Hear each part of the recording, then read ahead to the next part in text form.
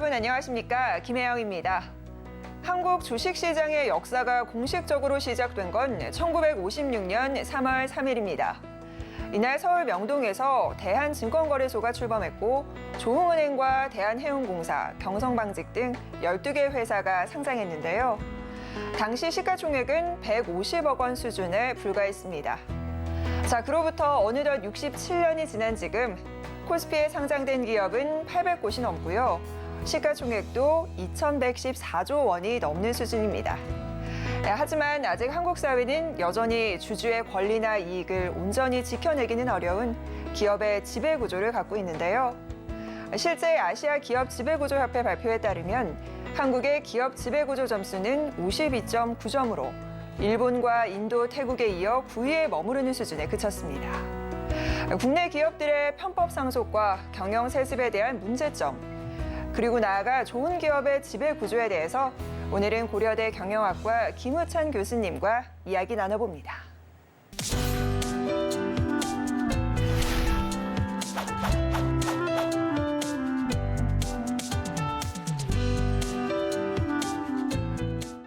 네, 오늘은 김우찬 교수님과 함께합니다. 어서 오십시오. 네, 반갑습니다. 네, 반갑습니다. 교수님 지금 경제개혁 연대 그리고 경제개혁 연구소 소장 맡고 계시잖아요. 일단은 이제 어떤 일을 하는 곳인지부터 좀 소개해 주실까요? 경제개혁 연대는 2006년도에 참여연대에서 분화되어 나온 전문가 조직입니다. 시민단체는 아니고요. 전문가 조직이라고 할 수가 있고요. 경제개혁 연구소는 연대 활동을 지원하기 위해서 연구로서 지원을 하기 위해서 만든 조직입니다. 네, 전문가 조직이라고 하셨는데 구체적으로 이제 어떤 활동을 좀 하게 되는 건가요? 연대랑 연구소랑 조금 다른데요. 연대의 경우에는 저희가 직접적으로 재벌 개혁이라든지 거버넌스 개혁, 자본시장 개혁을 위해서 활동을 합니다. 그래서 어떤 문제가 있었을 때 논평을 낸다든지 아니면은 공정거래위원회, 검찰에다가 조사 요청 아니면은 수사 요청을 하고요. 또 때로는 저희가 직접적으로 주주총회에 참여를 해서 주주 제안을 한다든지 아니면 원고로서 소송도 합니다. 그리고 연구소는 이제 이런 활동을 이제 그 측면에서 지원을 하기 위해서 여러 가지 이제 리포트를 쓰고 또 여론조사도 합니다. 경제 활동과 관련한 여러 가지 이제 활동들을 좀 하고 계신데 교수님 보면 한 지난 20년 정도 이제 업계에 몸을 담으시면서 지배구조 개선이라거나 뭐 주주의 권리 강화라거나 굉장히 앞장서면서 주창하셨던 걸로 제가 이제 또 알고 있습니다. 여러 가지 재벌 개혁에 관해서도 이제 변화가 있어야 된다라는 목소리를 꾸준히 내고 계신데 우리나라 이 재벌의 문제점이라고 할까요? 어떤 것들이 가장 최우선적으로 변화돼야 한다라고 보세요? 우리나라 재벌 문제 핵심은 제가 보기에는 총수에게 권한이 너무 과도하게 집중이 돼 있고요. 그 과도한 권한을 활용을 해가지고 사실 자기가 갖고 있는 지분율 이상의 경제적 이득을 가져갑니다. 그리고 그런 상황을 계속 지속시키기 위해서 가족 승계를 하는 그런 문제가 있죠. 그래서 가장 핵심적인 문제는 권한의 집중, 권한을 활용한 경제적 이득, 그리고 이것을 영속화하기 위한 여러 가지 활동들, 그리고 그 과정에서 일반 주주들이 많은 피해를 보는 것, 그런 것이 이제 핵심이라고 할 수가 있습니다. 그러니까 전체적인 좀 악순환이다라고 볼 수가 있을 텐데 이제 우리나라 지배구조의 문제 중 하나가 바로 말씀하신 이 총수 중심의 거버넌스, 그러니까 기업의 지배구조 문제인 거죠. 이에 대해서 뭐 지배에 대한 사적 이익의 영역이다라는 이야기도 있고 여러 가지 이제 이야기가 나오는데 이런 총수 중심의 거버넌스 변화를 하기 위해서는 어떤 활동들이 좀 수반이 돼야 할까요? 뭐 기본적으로 아까 말씀드린 대로 총수와 그 일가, 뭐 지배주주 일가라고도 하죠. 그분들이 그 자기 자신의 사익이 아니라 회사와 그 일반 주주들의 이익을 위해서 활동할 수 있도록 그 유인을 제공하는 거죠.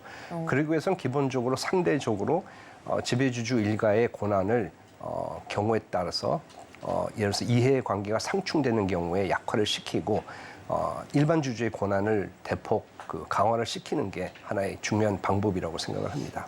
네, 말씀 주셨는데 사실 이제 주주총회 10명 가장 많이 지적되는 부분 중 하나가 사회이사와 감사위원회 이제 독립성 문제입니다. 이와 관련해서 이게 최대 주주를 제대로 견제하는 역할을 하지 못한다라는 비판의 목소리가 사실 꾸준히 나오잖아요. 해외 사례와 비교를 하면 좀 어떻게 보세요? 해외와 국내, 한국과 해외를 비교한다기보다는 굉장히 강력한 권한을 갖고 있는 총수 일가가 있느냐 없느냐가 굉장히 중요한 요소인 것 같습니다. 근데 사실 우리나라는 다 총수 있잖아요. 대부분 있죠. 네. 일부 없는 경우가 이제 금융지주회사 네. 아니면 과거에 공기업이었지만 민영화된 기업들의 경우에는 총수 일가가 없어가지고 상대적으로 사회이사의 권한이 강하고 주주의 권한이 강한데요.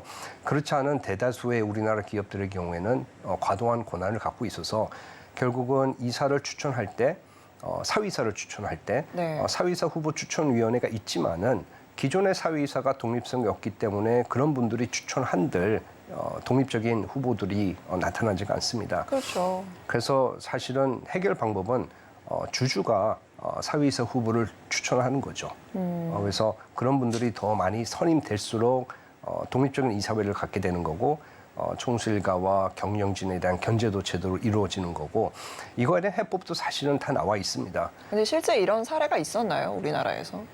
주주에 의한 주에 의해서 사회이사의 뭐 리스트가 올라가고 선임이 되는? 그렇죠. 최근에 그 상법이 개정이 돼가지고 최근은 아니고 2020년 말에 상법이 개정돼서 감사위원회 분리 선임이 가능해졌습니다. 그건 무슨 얘기냐면은 기존에는 이사를 선임을 하고 나서 그러니까 대주주의 의결권 제한 없이 이사를 선임하고 나서 이미 대주주의 입김에 그 영향력 하에 있는 그분들의 입맛에 맞는 이사들 중에서 감사위원을 뽑았죠. 맞아요. 이때 자주지가 많이 됐어요. 의결권, 대주주의 의결권 제한이 있긴 있습니다. 그렇지만 이미 자기가 원하는 사람들을 뽑아놓은 그 후보군 중에서 감사위원을 뽑기 때문에 아무 의미가 없었는데 분리선임이 되면서 이분들이 감사위원이 될 사위이사, 이분들에 대한 선임의 건이 상정이 되고 여기서 바로 의결권, 대주주의 의결권이 제한되다 보니까 독립적인 감사위원 선임이 가능해졌죠. 그래서 그것을 이용한 회사들이 나타나고 있습니다. 네. 근데 문제는 그 감사위원 중에서 한 명만 상법에 의하면은 한 명만 그런 분리 선임이 가능하고요. 모든 감사위원이 그게 가능한 것도 아니고 또 대주주의 의결권을 제한을 할 때도 그 주주별로 3% 의결권 제한이 있고 사실 중요한 거는 최대 주주 그 특수관계인의 의결권을 3%로 제한하는 것이 중요한데 그것은 사회 이사인 감사위원의 경우에는 적용이 또 되지도 않습니다. 아, 그래요. 그래서 굉장히 약한 버전이 상법이 도입됐고 그나마 있는 것을 가지고 활용을 해가지고 지금 하고 있는데 이것을 조금 더 확대할 필요가 있는 거죠. 그래서 분리 선임되는 감사위원회 수를 늘리고 의결권 제한도 조금 더 강력하게 하면은 독립적인 사회이사, 감사위원이 선임이 되고 그분들에 의해서 이제 견제가 이루어질 수가 있는 거죠. 이게 듣는 분들 내용이 조금 어렵다라고 생각하실 수도 있을 텐데요. 이 얘기하면 좀 이해되실 것 같아요. 그러니까 견제에 이런 부재가 나타나게 되면 우리가 흔히 편법 상속이나 경영 세습으로 이어진다라는 얘기는 여러분들도 많이 알고 계실 겁니다. 또 이런 세습 과정에서 뭐 불법 합병이 일어나기도 하고 개인 주주들이 피해를 보는 경우들도 일어나는데요. 편법 상속이 주로 이제 어떤 방식으로 좀 이루어지나요?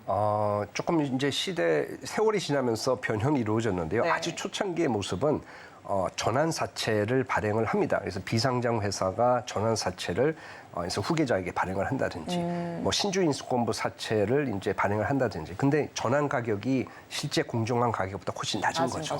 뭐 그런 것들이 이루어지다가 그 이제 불법으로 이제 판명이 되고.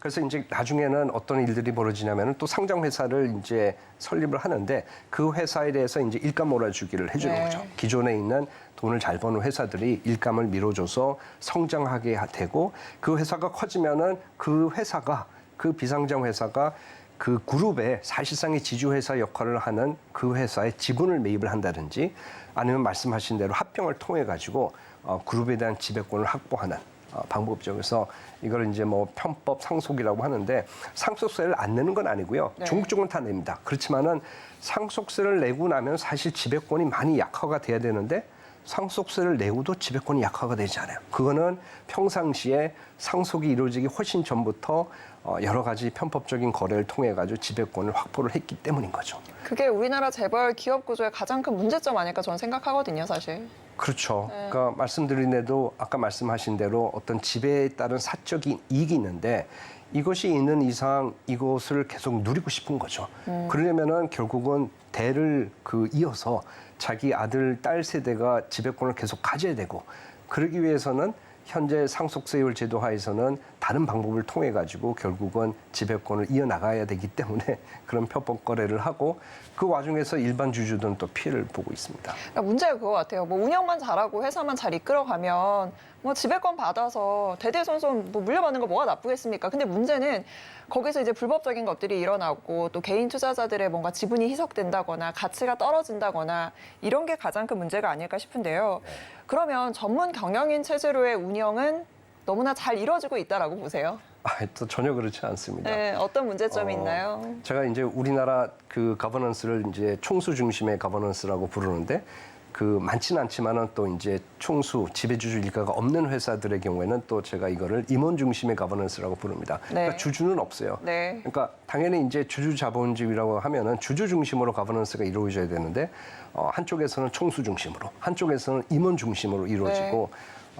그래서 이제 결국은 임원들의 이익은 많이 챙겨가지만은 그분들은 주주들의 이익은 별로 뭐 챙겨주지 않는 그런 상황이죠. 그래서 모 금융지주 회사의 경우에는 불안전 판매가 이루어졌는데 사모 투자 관련된 펀드에 있어서 이거를 방지하기 위한 내부 통제 시스템을 갖추는 것은 그 행장의 의무거든요. 네. 그래서 금융감독원 제재까지도 받았어요. 네. 물론 나중에 이제 법원 그 소송을 통해 가지고 이제 뭐 금융감독원의 제재가 문제가 있다 뭐 이렇게 했지만은 사실 이거는 도의상의 책임이 있는 겁니다. 그렇죠. 그리고 많은 그 소비자들의 피해가 있었고 그러면 물러나야 되는데 그렇게 하지 않고 뭐 가처분 소송이나 행정 소송 등을 통해 가지고 본인이 연명한다든지. 네. 또 한편으로는 다른 또 회사의 경우는 통신기업의 경우에는 정치자금법을 위반을 했습니다. 네. 상품권을 사가지고 그것을 직원들에게 깡으로 팔아서 확보한 자금으로 맞아요. 쪼개기 후원을 하고 법원에서 이제 그 불법으로 이미 인정이 됐는데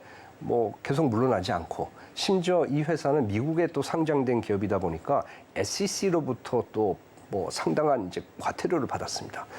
이 상황이 됐음에도 불구하고 계속 이제 대표이사를 하려고 뭐 마찬가지로 가처분 소송, 행정 소송 네, 이렇게 합니다. 시끌시끌했었죠. 네, 네. 그래서 별로 지금 뭐 그 민영화된 기업들 과거에는 뭐 가버넌스가 굉장히 우수하다라고 이제 칭찬을 받았는데 요즘은 뭐 전혀 그런 상황이 아닙니다. 그럼 총체적 문제네요. 총수 있는 데는 총수 있어서 문제고 또 총수 없는 이런 민영화된 기업 같은 경우에는 임원진들이 뭔가 자기들의 배만 불리면서 주주에 대한 이익을 챙겨주지 못하는 상황들이 벌어지고 있고 근데 일각에서는 이런 얘기도 나와요. 이제 편법 상속을 좀 막기 위해서는 세율을 낮춰야 된다. 그래서 이 기업들이 좀 탈출할 수 있는, 숨을 쉴 수 있는 탈출구를 만들어줘야 한다. 이런 주장도 제기가 됩니다. 아마 여기에 대해서 교수님 좀 반대하실 것 같은데 어떤 시각이세요? 우리나라 상속세율이 50%이고요. 명목세율이.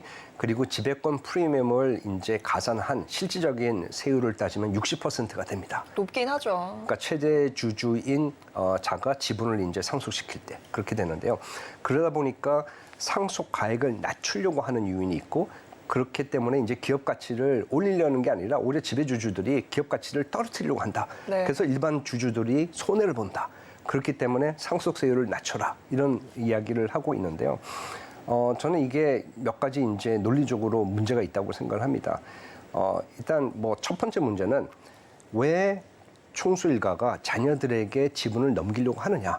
왜 가족 승계를 하려고 하느냐? 네. 제가 말씀드린 대로 기본적으로 이 지배권을 통해 가지고 본인들이 얻는 이익이 너무 크기 때문에 그렇거든요. 이거는 거버넌스가 잘못됐기 때문에 총수 일가에게 권한이 너무 집중됐기 때문에 그것을 악용하는 것을 그대로 내버려뒀기 때문에 생기는 거거든요. 그래서 그 원천적으로 그렇게 못하도록 한다 그러면은 굳이 그 총수 일가, 그 아버지, 그 선대가 자녀들에게 지분을 넘기려고 하는 이유는 그렇게 크지는 않습니다. 그리고 요즘 들어서는 자녀들이 경영을 할 의사가 없는 사람들이 굉장히 많아요. 네. 그렇게 큰 그룹을 내가 맡아서 경영하라고 저 도저히 못하겠습니다. 아니면 저는 다른 데 관심이 있습니다. 이런 그 3세, 4세들이 많거든요. 네. 그런 상황에서는 굳이 그 지배권을 통해 가지고 얻을 이익도 별로 없고 자녀들도 하고 싶지 않은 상황에서는 가족 승계를 할 필요가 없거든요. 근데 가족 승계를 한다는 이유는 기본적으로 지배에 따른 사적인 이익이 너무 크기 때문입니다. 그게 한 가지 이유고요. 그다음에 두 번째는 세율을 낮춰준다고 하더라도 세금이 여전히 있는 거고 네. 그 낮아진 세금조차도 내지 않기 위해서 상속가액을 떨어뜨리는 이유는 여전히 있을 거라는 거죠.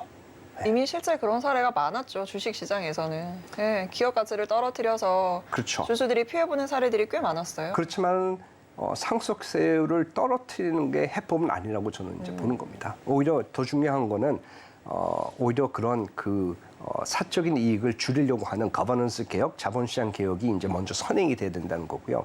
물론 제가 현재 상속세율이 제도가 전혀 문제가 없다고 이야기하는 건 아닙니다. 예를 들어 가지고 지금 이제 유산과세 방식인데 유산 취득세 방식으로 바꾼다든지. 어떤 차이인가요? 그러니까 유산 과세 방식이라는 거는 아버지가 예를 들어 가지고 100억 원을 이제 상속시킨다. 그러면은 자녀의 수에 관계없이 그 100억에 대해서 과세가 이루어집니다. 그러니까 금액이 큰 만큼 과세 그 표준도 높고 적용되는 세율도 높겠죠. 네. 세금 부담이 굉장히 됩니다.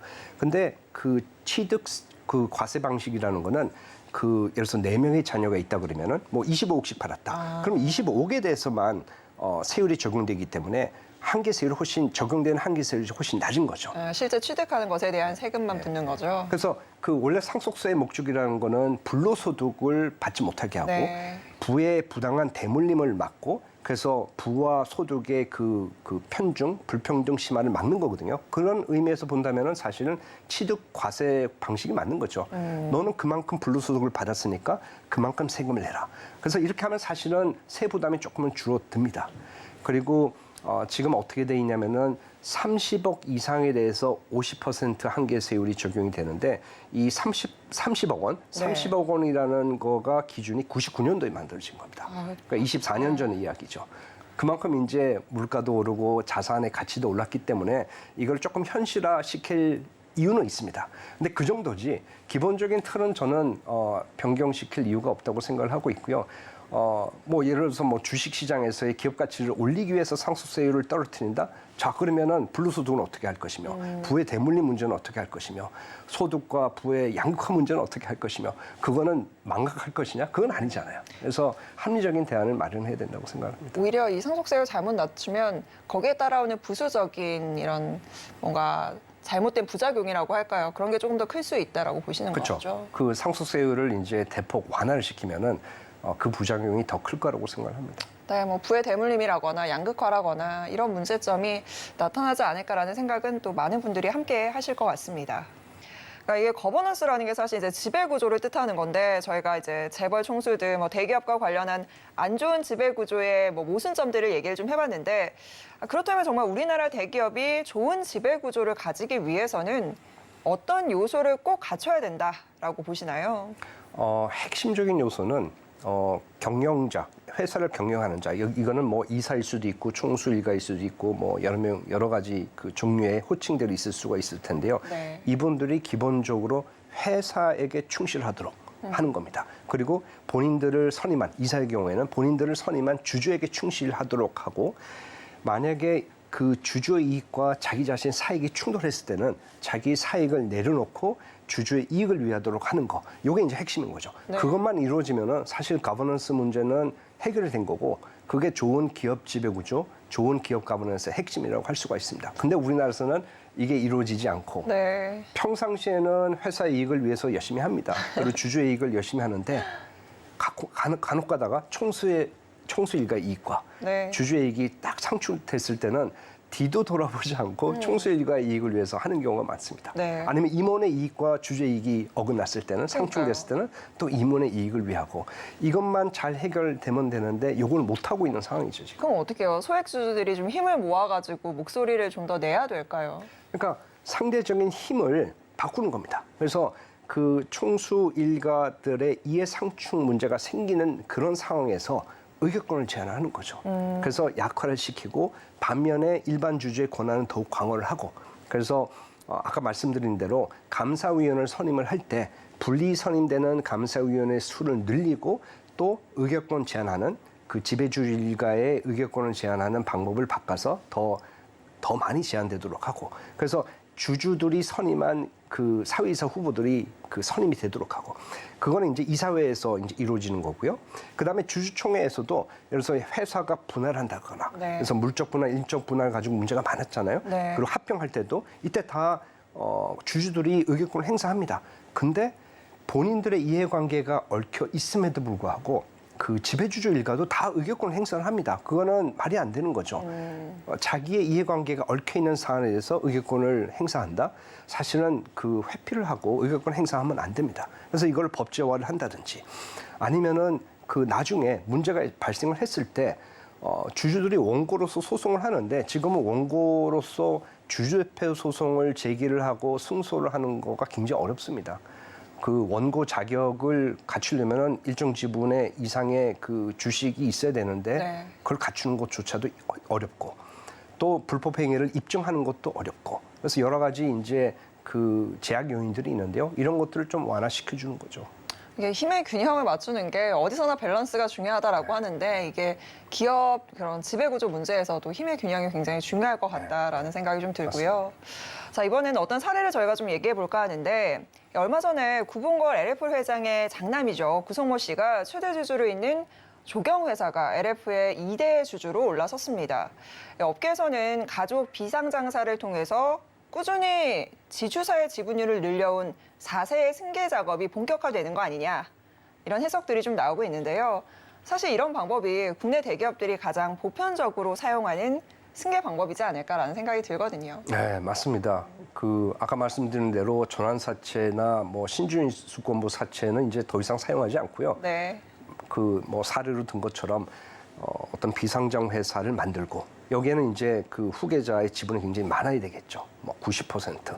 그런 회사에 대해서 일감을 몰아준다든지 아니면 회사를 처음 설립하기 전부터 회사가 갖고 있던 사업 기회를 제공해서 회사를 설립하도록 하는 겁니다. 네. 그래서 굉장히 돈을 많이 벌 수밖에 없는 사업을 이제 하고 또 이 회사는 어떤 특징이 있냐면은 예를 들어서 광고 회사라든지 건설 회사라든지 아니면은 뭐 로지스틱스 회사라든지 IT 서비스 회사라든지 계열사들에게 이제 거래를 통해서 내부 거래를 통해 가지고 돈을 많이 벌 수 있는 그런 회사인 겁니다. 아까 뭐 조경 회사의 네. 경우도 마찬가지고요. 그래서 이 회사에게 그 일감 몰아주기를 통해서 이 회사가 커지면은 사실상의 지주 회사의 지분을 취득한다든지 아니면은 뭐 더 이제 과감한 거는 이제 합병을 통해 가지고 한 번에 이제 지주 회사에 대한 지배권을 가져오는 경우가 있는데요. 여러 가지 정부의 어떤 규율, 공정거래법을 통한 여러 가지 규율이 있음에도 불구하고 여러 가지 규제의 사각지대가 있기 때문에 여전히 이 방법이 아주 오랜 동안 이용이 되고 있습니다. 근데 사실 공정위에서 일감 몰아주기 잡겠다고 매 정권마다 얘기하고 눈에 불을 켜고 찾아내고 있잖아요. 그런데도 이게 이렇게 악용되는 이유가 있는 건가요?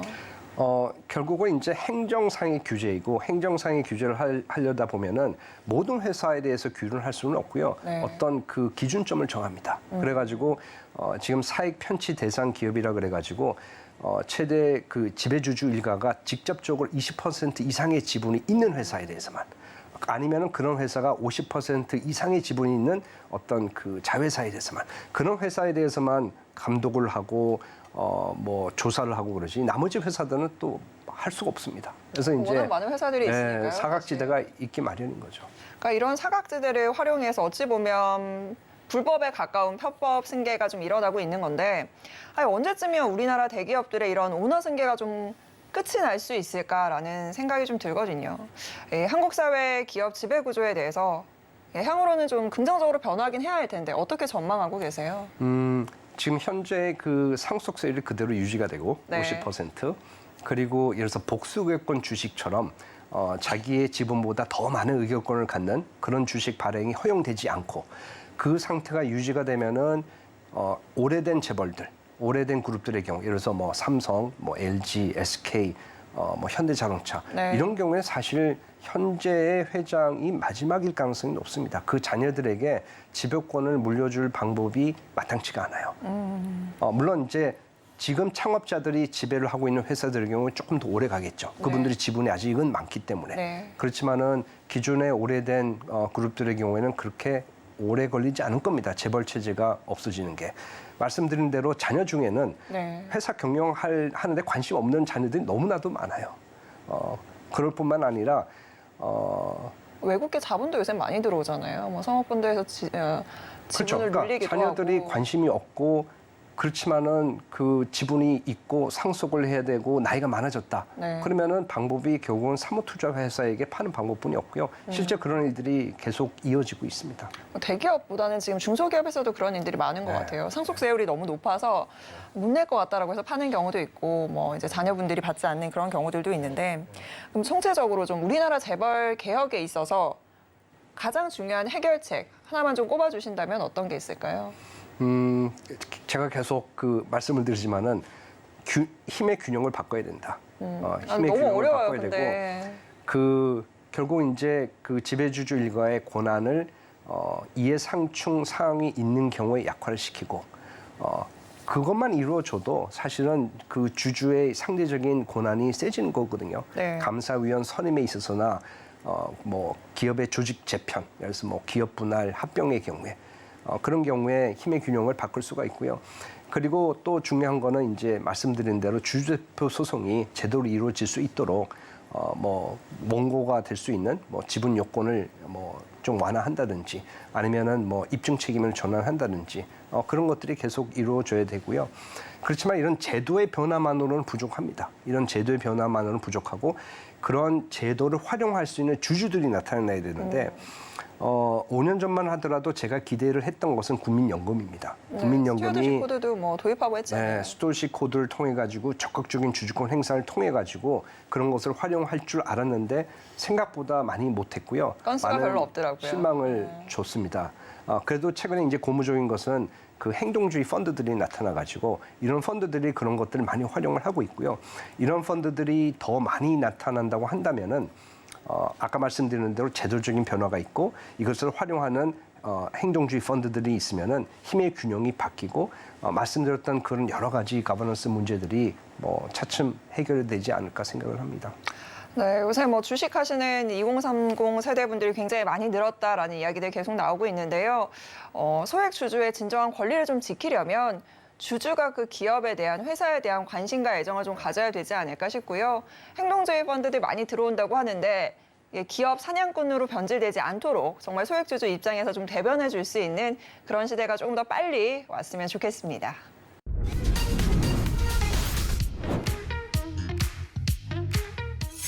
네, 경제개혁연구소에서는 정부의 경제정책에 대한 국민의 의식을 조사를 하고 있습니다. 이 결과를 정기적으로 발표하고 있다고 하는데요. 지난 4월 발표를 살펴보면요. 윤석열 정부의 경제정책에 대해 국민의 절반 가까이가 F학점을 주겠다라고 답을 했다라고 합니다. 뭐 낙제점에 가까운 수준인데 윤석열 정부의 경제정책에 국민들의 평가가 이렇게 부정적인 이유가 뭐라고 보세요? 저희가 그 설문조사를 할 때 네. 학점을 매기도록 했는데 왜 그 학점을 줬냐고 질문을 하지는 않았습니다. 근데 그래서 사실 그게 중요한데요. 그래서 제가 정확하게 답변을 드릴 수는 없겠지만은 같은 설문조사에서 저희가 또 어떤 문항이 있냐면은 기업 정책에 대해서에 대한 평가가 있고요. 세금 정책에 대한 평가가 있는데 기업 정책에 있어서는 중소기업보다는 대기업 정책, 대기업을 위주로 하는 정책을 펼치고 있다라는 답변이 굉장히 많이 나왔고요. 네. 그리고 세금 정책도 서민을 위한다기보다는 어떤 부유층을 위한 세금 정책을 사용하고 있다라는 답변이 굉장히 많이 나왔습니다. 그래서 그것을 통해서 유추해 보면은 결국은 대기업 위주의 정책, 또 부유층을 위한 어떤 세금 정책이 그런 나쁜 안 좋은 학점이 나오도록 한 원인이 아닐까 생각을 합니다. 사실 저희가 이제 이분법적으로 너무 생각하면 안 되긴 하지만 흑백 논리가 좋은 건 아닙니다만은 이게 이제 어느 당이 정권을 잡느냐에 따라서 사실은 정책 기조가 이제 두 가지로 흐르잖아요. 이게 좀 더 서민 중심이냐, 뭐 재벌 중심이냐 이렇게 흐르게 되는데 어쨌든 지금 그럼 윤석열 정부에서는 재벌, 친재벌에 가깝다라는 평가가 높다라고 보시는 거죠. 그렇죠. 예, 국민들이 그렇게 답변을 하고 있습니다. 그렇다면 이 재벌 정책 기조에 대해서 교수님은 좀 어떻게 평가하세요? 그런 그 기조가 있음에도 불구하고 실질적으로 어떤 무모한 친재벌 정책을 어떤 법제화하는 단계까지는 이르지 않은 것 같습니다. 그래서 그렇지만은 다만 올해 그 공정거래위원회 그 업무 보고를 보면은 예를 들어서 이제 공시 대상 기업 집단의 이제 범위를 좁힌다든지, 네. 그러니까 그 기준을 올린다는 거죠. 아니면 이제 금산분리 정책을 완화한다든지 그런 거에 대한 어떤 중장기적인 검토를 하겠다는 내용이 업무 보고에 들어가 있어서 네. 이것은 조금 위험 신호가 아닌가 저는 생각을 합니다. 왜냐하면은 대규모 기업 집단 지정이라든지 금산분리는 우리나라 정부가 그동안에 지켜왔던 어떤 경제력 집중 억제 정책의 핵심이거든요. 맞습니다. 이것을 완화하거나 건드리겠다는 얘기인데 경제력 집중 정책을 완화하는 순간에 사실 개혁 정책, 개혁 입법은 물 건너 간다고 해도 과언이 아닙니다. 왜냐하면은 경제력이 집중이 되면은 그 경제 영역에만 그 힘이 남아 있는 것이 아니라 입법부, 행정부, 사법부, 뭐 심지어 언론 네. 그리고 대학에 이르기까지 영향력이 미쳐가지고 사실은 그 경제력을 갖고 있는 자의 입맛에 맞는 법만 통과가 되고 뭐 그렇지 않은 것은 이제 결국 자초된다든지 아니면은 이제 무용지물인 입법이 이루어지거든요. 그래서 이거는 이제 굉장히 조심스럽게 다뤄야 될 사안이라고 생각합니다. 그럼 지금 정권에서는 어쨌든 재벌 정책과 관련해서는 어떤 개혁보다는 이제 친재벌적인 성향으로 이제 기업들을 키우고 일자리를 늘리고 뭐 이런 구조들을 좀 갖고 있는 모습인데 저희가 감세 쪽 이야기를 조금 해보도록 하죠. 이제 어쨌든 윤석열 정부에서 지금 감세 정책을 조금 펼치고 있는 그런 상황인데 이 감세 정책이 앞으로 우리 경제에 어떤 영향, 파급 효과를 좀 나타낼 거라고 생각하세요? 그러니까 그 종합부동산세는 많이 이제 감세를 했고요. 네. 그리고 이제 근로소득세의 경우에는 이제 그 소득이 낮은 분들에 대한 감세, 이거는 사실 부자 감세는 아닙니다. 근로소득세는 이제 법인세도 이제 뭐 소폭 낮췄고요. 그래서 감세 정책을 이제 펼치고 있는데 감세 정책을 기본적으로 펼치면서 내세운 명분이 감세를 하면은 기업들이 투자를 더 많이 한다라는 네. 거였는데 사실 기업들이 투자할 때 가장 결정적인 거는 수요가 있느냐, 경기가 가장 중요한 역할을 합니다. 네. 근데 이제 지금 경기가 너무 안 좋잖아요. 그래서 글로벌적으로 안 좋으니까. 당연히 이제 투자는 이루어지지 않고 있고요. 경기가 좋을 때도 감세를 한다고 투자가 늘어나는 경우는 많지는 않습니다. 경기, 수요가 가장 중요한 거고요. 그리고 현재 그 세수가 굉장히 많이 부족한데요. 이거는 감세의 역할은 크지는 않습니다. 그러니까 경기가 나빠지니까 회사들이 돈을 못 버니까 이제 세금, 납부하는 세금이 줄어들어서 그런 문제가 생기는 건데요. 제가 염려하는 거는 경기가 다시 살아났을 때 감세를 해놨기 때문에 그만큼 거둘 수 있는 세금이 줄어든다는 거죠. 그러니까 지금 현재 세수가 부족해가지고 재정 적자가 일어나는 것을 나중에 경기가 좋아졌을 때 메꿔야 되는데요.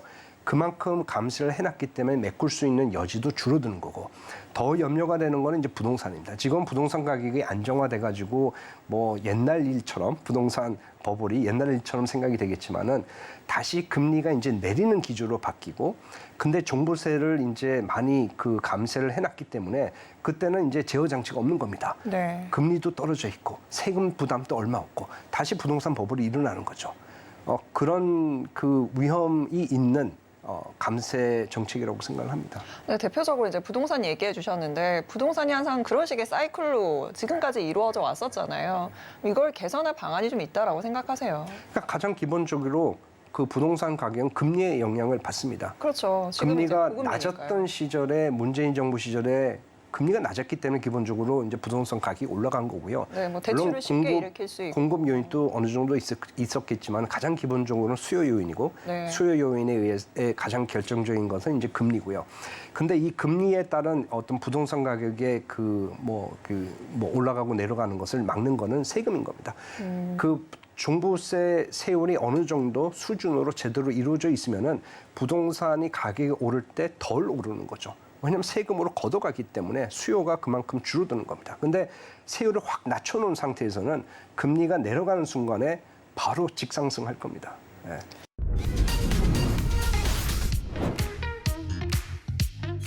자, 다음 파트는요. 저희가 ESG 경영과 관련된 이야기를 해볼까 합니다. ESG 워낙 요새 뉴스에 많이 나와서 많은 분들이 알고 계실 텐데 전 세계적으로 이 ESG 경영을 속속 도입하고 실천하고 있습니다.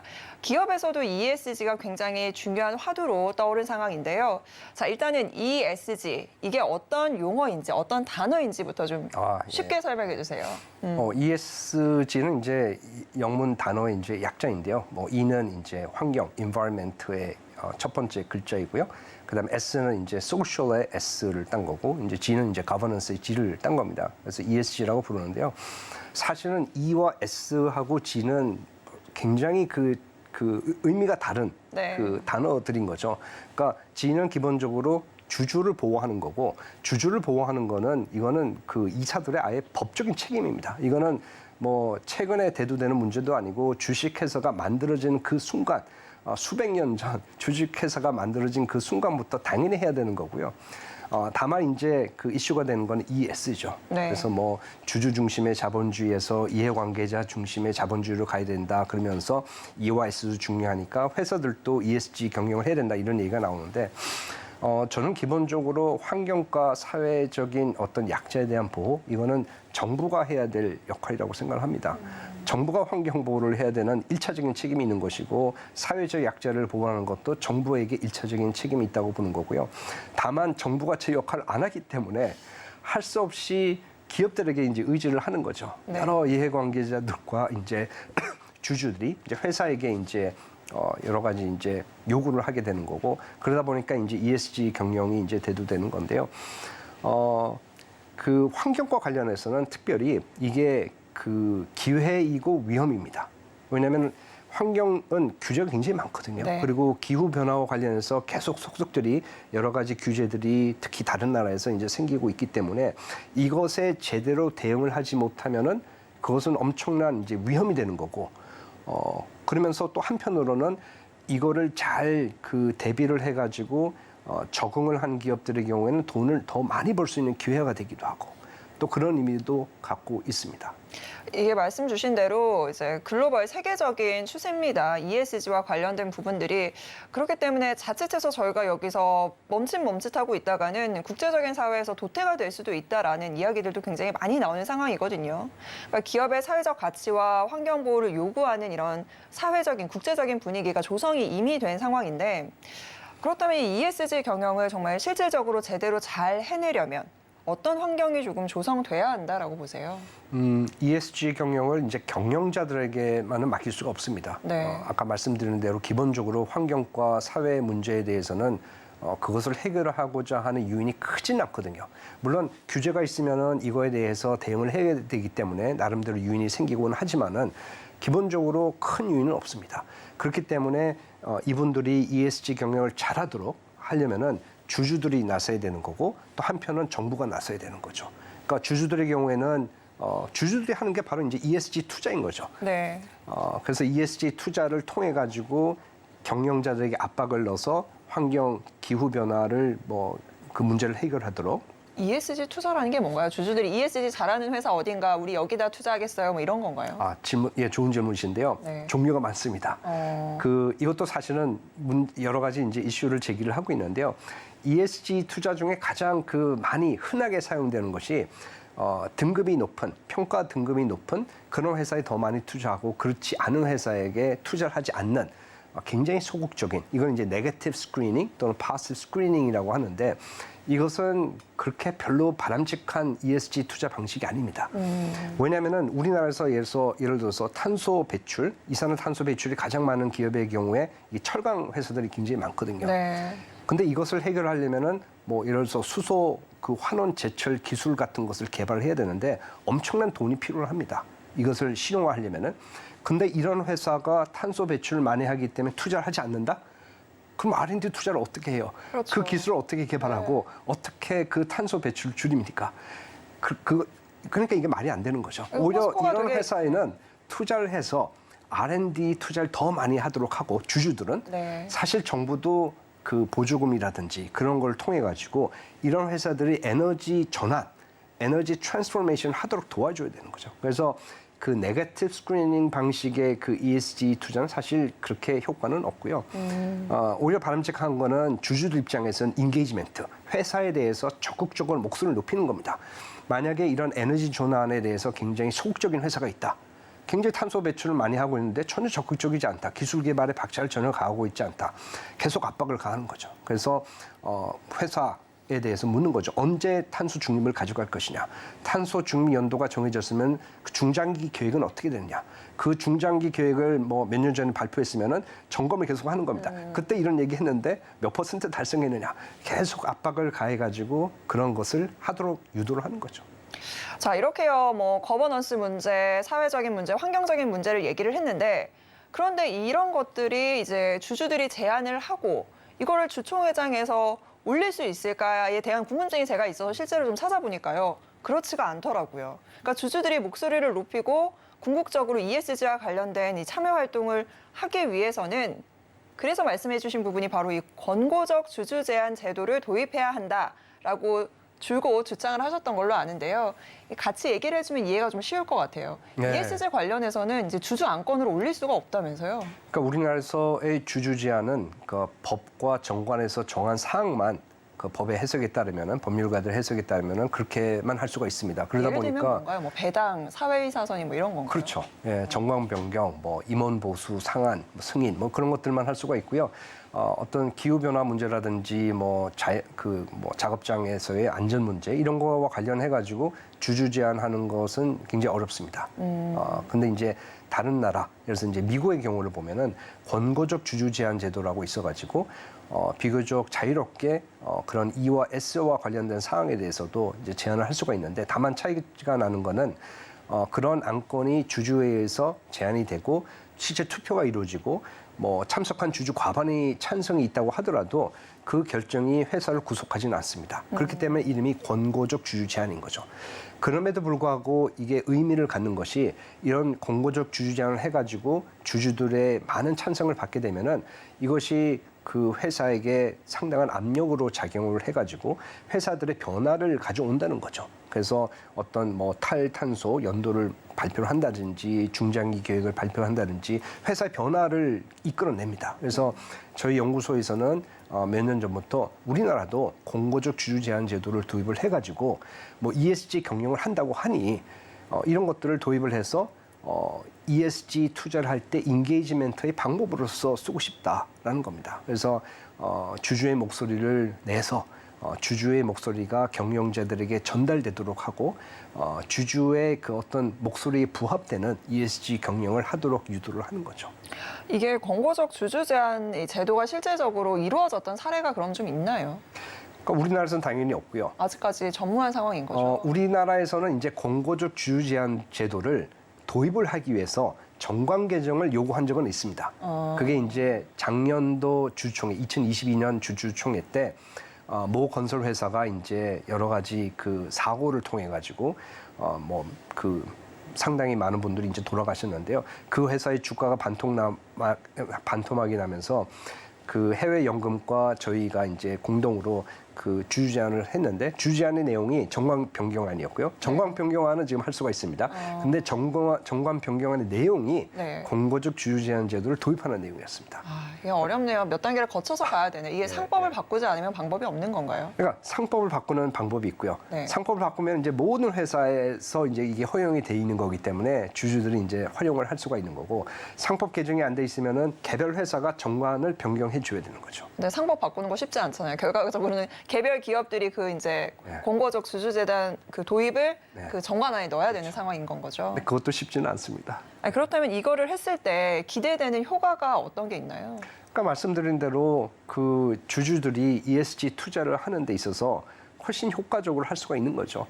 그 회사들에게 뭐 예를 들어서 그 에너지 전환을 제대로 못하는 회사가 있다든지 아니면은 작업장의 안전을 뭐 방관하고 있는 회사가 있다든지 그런 회사에 대해서 목소리를 내고 이걸 고쳐라.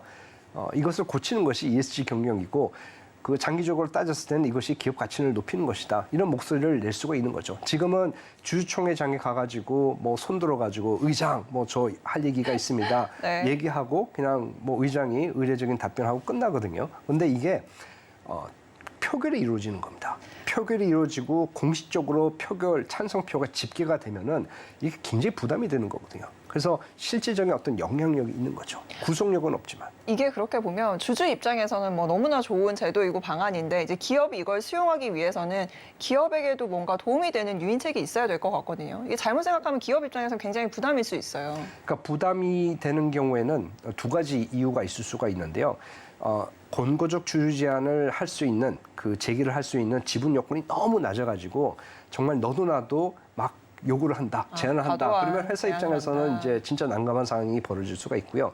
이게 이제 1차적인 거고, 이건 쉽게 해결이 됩니다. 그러니까 지분 요건을 뭐 합리적인 선까지 올리는 거죠. 그래서 이제 이걸 남용하지 않도록 하는 방법이 하나가 있을 수 있고요. 두 번째는 그 내용상으로 주주들은 외부에 있는 사람들이기 때문에 사실 회사 사정을 정확하게 알지 못하기 때문에 어떤 처방을 내리면 안 되거든요. 그래서 뭐 주주 제한을 하면서 권고적 주주 제한을 하면서 예를 들어서 포스코 보고 뭐 수소 환원 제철을 뭐 5년 이내에 뭐 달성을 해라. 불가능하죠. 아니, 그 기술의 그 발전 속도를 본인이 잘 모르면서 그런 얘기를 할 수가 없는 거죠. 그래서 그런 것들이 이루어지면 문제가 되겠지만은 미국의 경우를 보면은 그런 그 권고주의자는 거의 없습니다. 대부분의 경우에는 그 더 많은 정보를 알려달라. 그러니까 회사에 계획이 있느냐, 계획이 있으면 알려달라. 그 정도 수준이거든요. 그래서 크게 부담은 없을 거라고 생각을 합니다.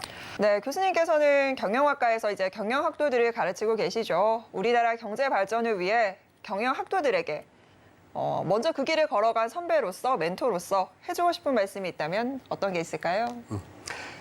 경영학도들의 경우에도 당연히 이제 목적이 있어야 된다고 생각을 합니다. 어떤 가치를 지향하는 그런 목적이 있어야 되는데요. 그 가치를 제가 특정하지는 않겠지만은 굉장히 훌륭한 나름대로 의미 있는 가치를 설정해서 그것을 이제 지향하는 삶을 살기를 이제 권고를 합니다. 뭐 그런 가치들에는 뭐 예를 들어서 인류가 당면한 문제를 해결한다든지 뭐 사회적인 취약계층을 돕는다든지 그런 가치를 설정을 하고 그것에 맞는 삶을 살면 좋겠고요. 요즘 ESG 경영을 이야기하면서 기업조차도 어떤 목적이 있어야 된다고 이야기를 하는데 사람인 저희들이 목적이 없으면은 너무 무의미한 네. 그런 인생일 것 같습니다. 그럼 교수님은 어떠세요? 어떤 삶의 목적을 좀 갖고 계세요? 재벌 개혁 아니면 뭐 지배구조 변화? 그러니까 그 결국은 이제 그 사회에 어떤 영향력을 미치고 싶고요. 여기서 이제 사회적인 영향력이라 그러면 제가 무슨 권한을 휘둘리고 그런 것이 아니고 네. 결국은 어떤 사회적 약자를 이제 위하는 건데 나름대로 이제 제 전문성을 살려야 되기 때문에 제 전문적인 영역 내에서의 약자는 이제 소액주주입니다. 그래서 소액주주들을 보호하기 위한 어떤 가버넌스 개혁, 자본시장 개혁 그것이 이제 제가 활동을 해야 되는 영역이라고 생각을 하고 지금까지 활동을 하고 있습니다. 자, 끝으로요. 이런 소액주주를 위한 마음으로 선한 영향력을 여전히 열심히 실천하고 계시는데 그러기 위해서는 경제개혁연대와 경제개혁연구소의 향후 목표와 활동이 굉장히 중요할 것 같아요. 어떤 포부 갖고 계실까요? 과거에 해왔던 저희가 잘하고 있는 것을 더욱 뭐 공고히 해야 되겠고요. 그것은 뭐 재벌 개혁, 자본시장 개혁, 가버넌스 개혁인데요.